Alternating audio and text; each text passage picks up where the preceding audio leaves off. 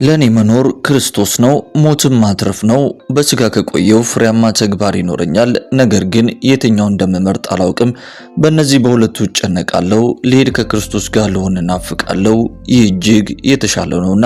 ፊልጵስዩስ ምዕራፍ 1 ከቁጥር 21 እስከ 23። ከ8 ቀናት በፊት ህልፈታቸው የተሰማው ወደ ጌታ እቅፍ የተሰበሰቡትና ስርዓተ ቀብራቸው እስካሁን ያልተፈጸመው የኢቢኤስ ቴሌቪዥን ዋና ስራ አስፈጻሚ የነበሩት በጌታ የተወደዱት የአቶ አማን ፍስሐ ጽዮን አስክሬን ዛሬ ማለዳ ማለትም የካቲት 11 ቀን ዕለተ ሮብ አዲስ አበባ መድረሱ ተሰምቷል። ፌብሩዋሪ 14 ቀን ማለትም ባሳለፍነው ቅዳሜ ዕለት በአሜሪካን ሀገር በተደረገላቸው የሽኝት ፕሮግራም እጅግ በርካታ ሰዎች በተሰበሰቡበት በአቶ አማን ህልፈት ምክንያት የኢየሱስ ክርስቶስ አዳኝነትና ከዘላለም ሞት እንደሚያስመልጥ በሙላት የተነገረ ሲሆን ለሰው ልጆች ውጥንቅጡ ለወጣው ማንነት ብቸኛ መድኃኒት ኢየሱስን ማመን እንደሆነም ሲሰበክ ሁላችንም ያደመጥነውና የተመለከትነው እጅግ አስደናቂ ክስተት ነበረ። በዛሬው ዕለት ደግሞ ለወንጌል አማኙ የተለየ ስፍራ የነበራቸውና አማኙ ያመነበትንና የዳነበትን እውነት በግልጽነት በሚዲያ ላይ ወጥቶ እንዲናገር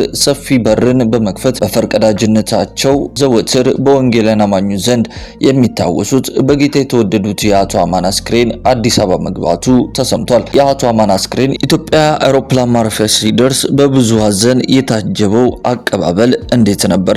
አጠቃላይ የነበረው ክስተትስ ምን ይመስላል? ሁሉንም ይዘንላችኋል፣ ታደምጡታላችሁ። በሌላው መረጃችን ደግሞ በተደራጀ ቡድኖች መፈንቅለ ፕሬዝዳንት ሊደረግባቸውና የሽግግር አመራር ሊመሰርትባቸው መታሰቡን በይፋ የተናገሩት የመሰረተ ክርስቶስ ቤተክርስቲያን ዋና ፕሬዝዳንት በዛሬው ዕለት የሶስት ገጽ የይቅርታ ደብዳቤ በመጻፍ ለመላው ወንጌላውያን ያሰራጩ ሲሆን ጉዳዩም በማህበራዊ ሚዲያ ላይ መነጋገሪያ በመሆን የማህበራዊ ሚዲያውን የፊት ገጽ ተቆጣጥሮታል። ስለዚህም ጉዳይ በዝርዝር ይዘንላችኋል፣ ትመለከቱታላችሁ። እናንተም ውድ ቤተሰቦቻችን እንደተለመደው ቪዲዮን ላይክ እና ሼር እንዲሁም ቻናላችንን ሰብስክራይብ ማድረጋችሁ እንዳትረሱ እያለን በቀጥታ ወደ ፕሮግራማችን እንሻገር። የአቶ አማን ህልፈተ ህይወታቸው ከተሰማ 8 ቀናት ቢቆጠሩም ግን እስካሁን የቀብር ስነ ስርዓታቸው እንዳልተፈጸመ ይታወቃል። ምክንያቱም ደግሞ አቶ አማን ህክምናቸውን ሲከታተሉ የነበሩት በሀገር አሜሪካን ነበረ። ከዛም አልፎ ቤተሰቦቻቸውም ጭምር በሀገር አሜሪካን መኖራቸውን ተከትሎ ላለፉት 8 ቀናት የተለያዩ የመታሰቢያ ፕሮግራሞች ሲደረግላቸው ቆይቷል። በመጨረሻም እንግዲህ ተጠባቂው የአቶ አማን አስክሬን ዛሬ ማለዳ ማለትም የካቲት 11 ቀን ዕለተ ሮብ አዲስ አበባ መድረሱ ተሰምቷል። አስክሬኑ በቦሌ ዓለም አቀፍ አየር ማረፊያ ሲደርስም ቤተሰቦቻቸው፣ ወዳጅ ዘመዶቻቸው፣ የሥራ ባልደረቦቻቸው በተገኙበት የክብር አቀባበል ተደርጓል። ከዚያም በኋላ በቤተሰቦቻቸው በወዳጅ ዘመዶቻቸው ታጅቦ ሳር ቤት ወደሚገኘው መኖሪያ ቤታቸው አምርቷል።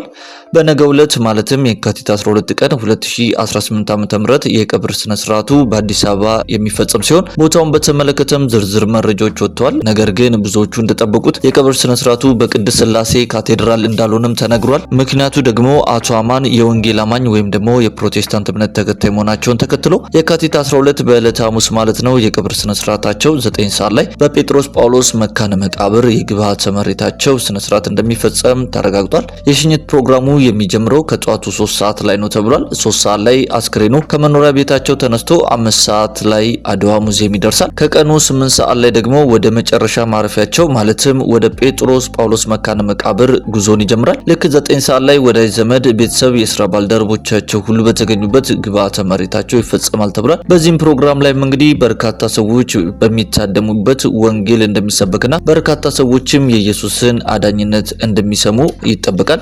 እኛም እንደ አንድ የክርስቲያን ሚዲያ እንግዲህ ለቤተሰቦቻቸው፣ ለወዳጅ ዘመዶቻቸው እንዲሁም ለሥራ ባልደረቦቻቸው መጽናናትን እንመኛለን። በሌላ መረጃችን ደግሞ በተደራጁ ቡድኖች መፈንቅለ ፕሬዝዳንት ሊደረግባቸውና የሽግግር አመራር ሊመሰረትባቸው መታሰቡን በይፋ የተናገሩት የመሰረተ ክርስቶስ ቤተክርስቲያን ዋና ፕሬዝዳንት በዛሬው ዕለት እንግዲህ የሶስት ገጽ ይቅርታ ደብዳቤን ለመላው ወንጌላውያን አሰራይተዋል። ደብዳቤውም እንግዲህ እስካሁን በቤተክርስቲያኗ መሪዎች ተጽፈው ከተመለከትናቸው ላቅ ያለና የይቅርታ ይዘት ያለው ነው ተብሏል። በጠቅላላው ፕሬዝዳንቱ 12 ጊዜ ደጋግመው ይቅርታ ጠይቀዋል። ስለተሰጣቸው የአገልግሎት እድልና ምክር እግዚአብሔርና ሕዝቡንም አመስግነዋል። የቤተክርስቲያንን ምንነትና ክብር በግልጽ አስቀምጧል። በጽሁፋቸው ላይ ቤተክርስቲያንን በተሻለና በታረመ መንገድ ለማገልገልም ቃል ገብቷል። በማህበራዊ ሚዲያ ላይም ባደረጓቸው ንግግሮች ተጸጽተዋል። ተናግረዋል። የውጭ ግንኙነታቸውን አለማጤናቸውን ስህተት እንደሆነም በይፋ አምኗል። ፕሬዝዳንቱ በዚህ ልክ እንግዲህ ስህተቶችን ተመልክተው ይቅርታ መጠየቃቸውና ለማረም መወሰናቸው ይህንን በግልጽ በህዝብ መድረክ ይፋ ማድረጋቸውም እጅግ አስደሳች ዜና መሆኑን እንግዲህ በርካቶች እየተናገሩ ይገኛሉ። ይህንንም ጽሑፍ የተመለከቱ በርካታ ሰዎች እንግዲህ ባልተለመደ መልኩ ዋናው ፕሬዝዳንት በይፋ ይቅርታ መጠየቃቸው እጅጉኑ ይበል የሚያስብልና እስካሁን በመሰረተ ክርስቶስ ላይ ይደረግ የነበረውን የተለያዩ ትችቶችንም እንግዲህ የሚያስቀር ነው ተብሏል። ነገሩንም በዚህ እንቋጨው፣ በቃ ከዚህ በኋላ ጉዳዩ ተነስቶ አይወራ፣ መሰረተ ክርስቶስ ምንም አይነት በዚህ ረገድ እየተቀበለች ያለችው ጉዳይ የለም በማለትም በርካቶች ሀሳብና አስተያየታቸውን በይፋ እየሰጡ ይገኛሉ።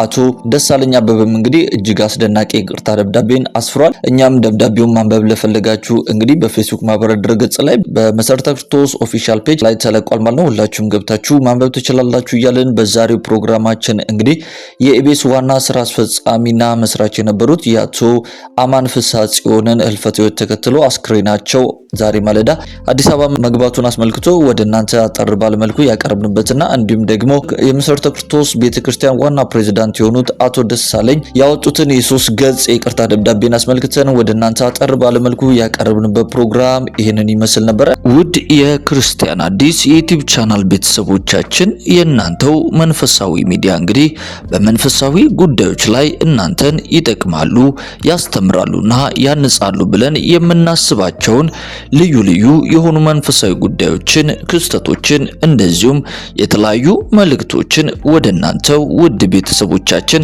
የምናደርስበትና የምናቀርብበት የዩቲዩብ ቻናላችን ነው። እናንተም ደግሞ ወዳችሁና ፈቅዳችሁ የዩቲዩብ ቻናላችን ከ9000 በላይ ሰብስክራይብ እንድናገኝ ከጎናችን በመሆን እያገዛችሁንና ወንጌልን አብረን በብዙ እየሰራን ስለሆነ ምስጋናችንን ከልብ እያቀረብን ለዚህ ቻናል ደግሞ አዲስ የሆናችሁና ይህንን መልእክት የምትከታተሉ ሁሉ የምንለቃቸው የተለያዩ መንፈሳዊ ፕሮግራሞቻችን በፍጥነት ወደ እናንተ እንዲደርሷችሁ ቻናላችንን ሰብስክራይብ በማድረግ የደውል ምልክቷን መጫናችሁን እንዳትረሱ ለማለት እንወዳለን። የላይክ ምልክቷን በመጫን ደግሞ የምንለቃቸው ልዩ ልዩ ቪዲዮዎች በፍጥነት ሌሎች ሰዎች ጋር እንዲደርሱልን ልታደርጉ ትችላላችሁ። በተጨማሪም ወደ እናንተ በምናቀርባቸው ልዩ ልዩ መንፈሳዊ ይዘት ያላቸው ፕሮግራሞቻችን ላይ የእናንተ የቤተሰቦቻችን አስተያየት ደግሞ የበለጠ እንድንሰራ ስለሚያግዘንና ስለሚያበረታን በሐሳብ ሳጥን መስጫው ቦታ ላይ ሐሳብና አስተያየታችሁን በቅንነትና በጨዋነት ብታስቀምጡልን እኛም የምንመለከተውና ምላሽ የምንሰጥ መሆናችንን ለመግለጽ እንወዳለን። የዛሬው ፕሮግራማችንን እዚህ ላይ እንፈጽም። ሰላም፣ ጤና፣ ፍቅር በያላችሁበት ስፍራ ሁሉ እየተመኘንላችሁ ጌታ ኢየሱስ ክርስቶስ ዘመናችሁና ሕይወታችሁን ይባርክ እንላለን። ቸር ሰንብቱ።